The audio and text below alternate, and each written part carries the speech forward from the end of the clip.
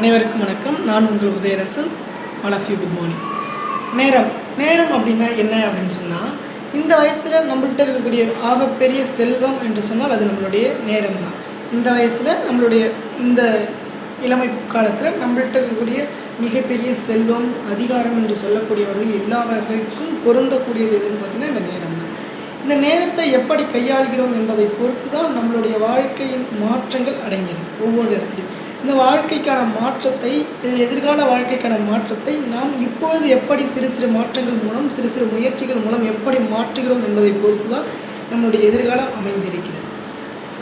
ஒரு முனிவர்கிட்ட ஒரு மாணவன் கேட்கும்போது, ஐயா இந்த உலகத்திலேயே மிகவும் சவால் எது அப்படின்னு கேட்டால், இந்த உலகத்திலேயே மிகவும் சவாலான விஷயம் இந்த நொடியை கடப்பது தான் அப்படின்றார்.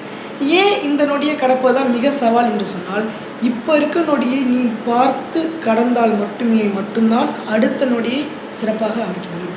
அடுத்த நாளைக்கு என்ன செய்ய போகிறேன் என்பதற்கான அடித்தளமாக இந்த நொடி அமைந்தால் மட்டுமே நாளை சிறப்பாக அமையும். நாளை என்று நாளை தள்ளி போடுவதனால் உன்னுடைய எதிர்காலம் பெரிய புதிராக இருக்கும். இன்றைய நொடியை சிறப்பாக, இன்றைய செயல்முறையை இன்றே செய்து நாளைக்கான செயல்முறைக்கான அடித்தளமும் போடுகிறவன் வெற்றியாளனாக மாறுகிறான் என்று சொன்னால் அந்த முனிவர் சொல்கிறார்.